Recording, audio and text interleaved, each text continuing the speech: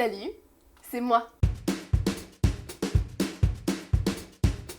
Bonjour à tous et bienvenue dans cette vidéo, bienvenue sur la chaîne si vous la découvrez. Aujourd'hui, petite critique que je fais dans un emploi du temps extrêmement chargé puisque je travaille approximativement 34 heures par jour en ce moment, mais je ne pouvais pas ne pas vous parler de ce film. Alors je suis désolée par avance, va y avoir un petit parce que j'ai mis la clim, donc on va voir le bruit de la clim, ça va me faire couler du nez et ça va me faire tousser parce que la clim me rend malade, mais sinon on est sur un décès, donc on y va. Ceux qui connaissent la chaîne le savent, je suis une fan inconditionnelle de Kaamelott. J'ai grandi avec Kaamelott, ça a même un petit peu conditionné ma manière de parler, j'ai certaines expressions etc. qui viennent directement de là. Je me trompe ou vous n'êtes pas super fut-fut?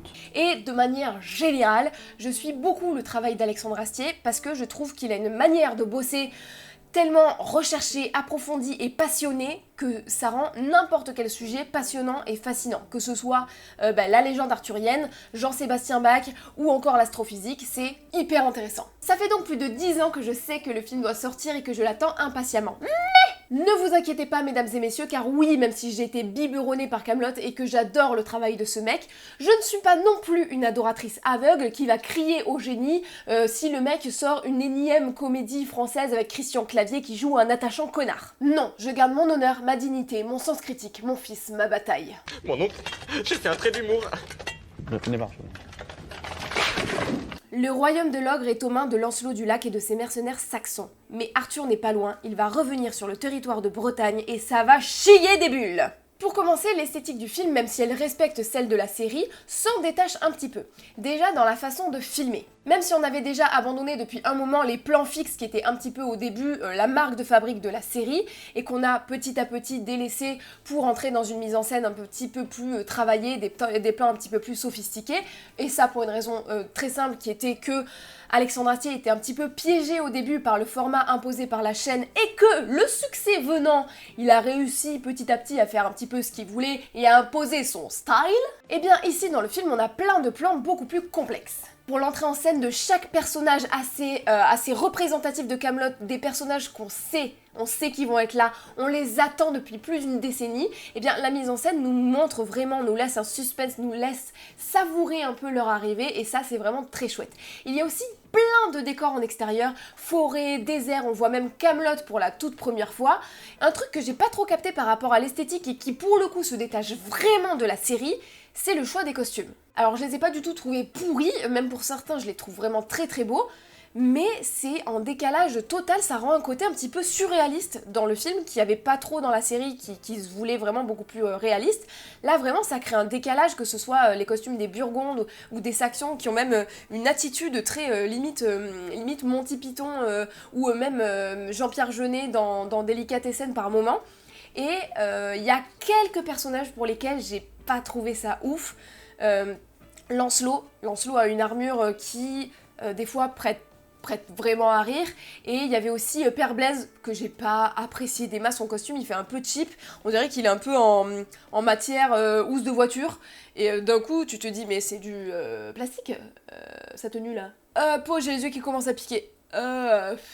Allergique à la clim, ça existe?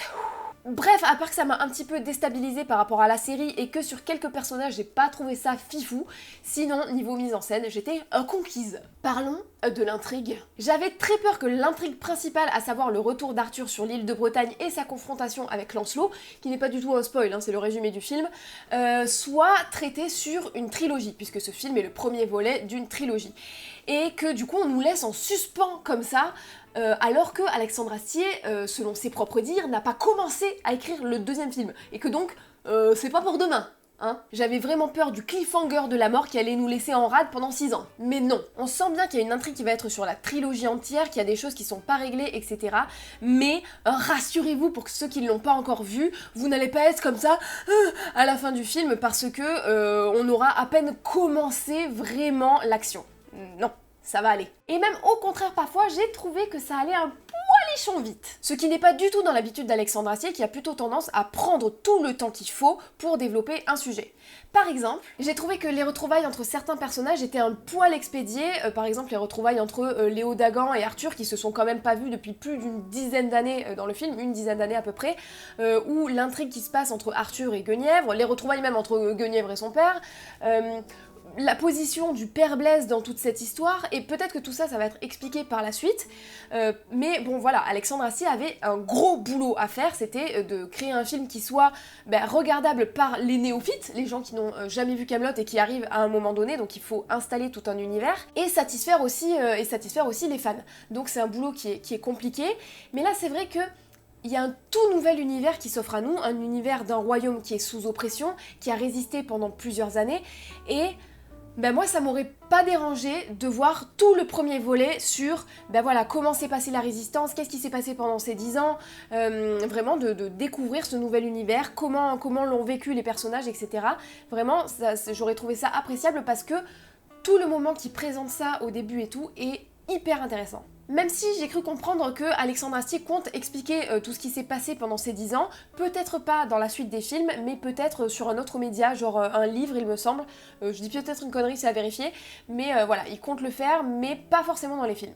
Et j'aurais peut-être préféré ce genre de flashback aux flashbacks qu'on a dans le film sur la jeunesse d'Arthur et ses premiers amours, qui sont très cohérents par rapport à ce qu'on veut nous expliquer sur Arthur. Très personnellement, ça m'aurait plus intéressé d'avoir des flashbacks sur ce qui s'est passé avant. Donc voilà, un tout petit peu frustrée là-dessus, comme d'ailleurs sur le fait qu'on retrouve plein de personnages de la série, et pas d'autres d'ailleurs, et leur absence n'est pas spécialement expliquée, peut-être qu'elle le sera par la suite, mais là on retrouve plein de personnages, mais qui ne sont là que pour 4-5 minutes et qu'après ils disparaissent et ils sont pas forcément hyper nécessaires à l'intrigue, et en fait on les retrouve juste pour le plaisir de les retrouver, et effectivement ça fait plaisir, mais ça fait tellement plaisir que on aurait envie qu'ils soient beaucoup plus exploités que ça.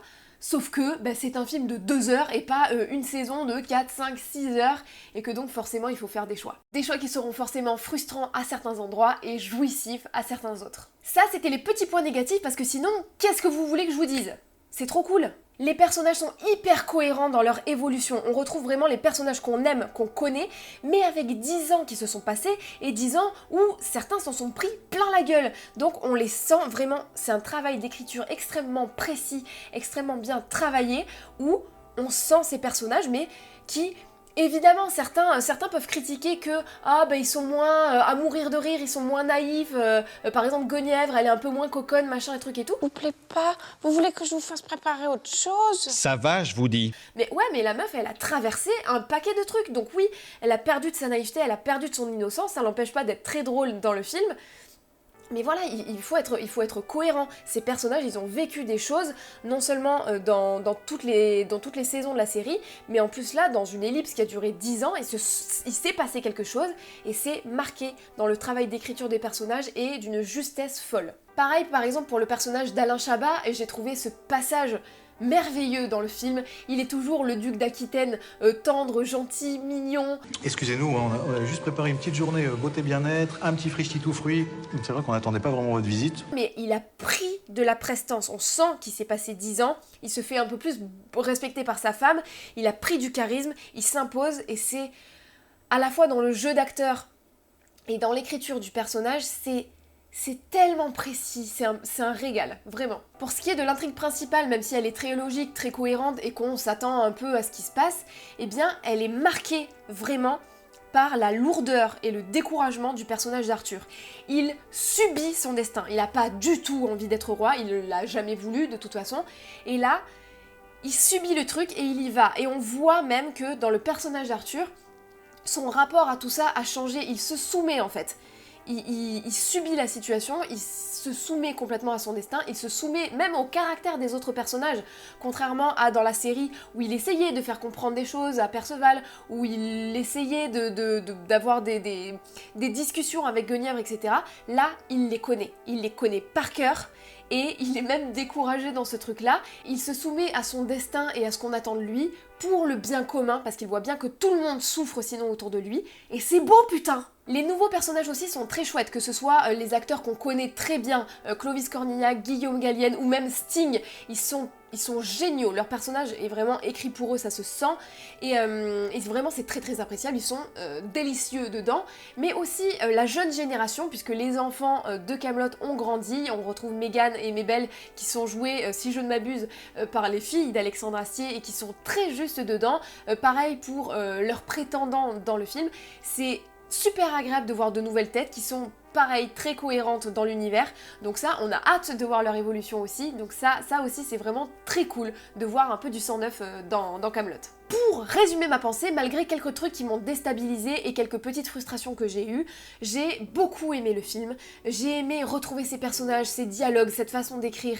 J'ai aimé retrouver cet univers et j'ai très hâte de voir la suite parce que je ne doute pas une seule seconde que, même s'il y a des choses qui ont été laissées en suspens, etc., Alexandre Astier trouvera une manière ou une autre de nous l'expliquer, de satisfaire ce truc-là, parce que c'est comme ça qu'il bosse. Il approfondit tout et il laisse très peu de choses au hasard. C'est un travail toujours aussi précis et passionnant qui, oui, est complètement différent des pastilles de 3 minutes 30 qu'il y avait au début, mais qui en est leur évolution logique par rapport à ce que Alexandre Astier voulait faire. Et il y a un mélange très subtil entre la comédie et la tragédie qui n'est pas facile et qui peut laisser certaines personnes en dehors parce que c'est vraiment pour le coup dans le film très particulièrement un mélange entre des punchlines, des trucs très rigolos et des trucs vraiment tragiques. Ça peut en laisser certains sur le bord de la route. Moi, c'est complètement ma came. C'est un peu comme dans Star Wars, c'est impossible de faire un truc qui satisfasse tout le monde. Moi, j'ai été très satisfaite du film, j'attends de voir la suite, je ne doute pas une seule seconde que les questions que je me pose trouveront leurs réponses et voilà, j'adore cet univers. Allez voir le film. Je sais que c'est une situation qui est très délicate en ce moment et que vraiment la décision du passage a été prise extrêmement rapidement et que ça a laissé plein de personnes qui prennent des rendez-vous mais ça prend du temps, etc. Mais pour toutes les personnes qui peuvent, qui s'en sentent capables et qui en ont envie, allez au cinéma, allez au théâtre. Toute cette industrie-là en a besoin. Vous entendez quelque chose ? Il y a un type avec une voix de con qui vient de dire « Vous entendez quelque chose ?» Voilà, c'est tout pour moi pour cette vidéo. J'espère vraiment que vous l'avez appréciée, même si elle était concise, efficace et qu'il y avait plein d'informations. Vous me manquez, je suis très contente de vous avoir retrouvé en vidéo. On se retrouve dans 2 semaines. Et si vous avez apprécié cette vidéo, n'hésitez pas évidemment à le montrer en likant en masse la vidéo. Abonnez-vous, partagez, Instagram, Pigeon Voyageur, tout ça. Je vous fais de gros bisous. N'oubliez pas de rêver et je vous souhaite une bonne fucking journée.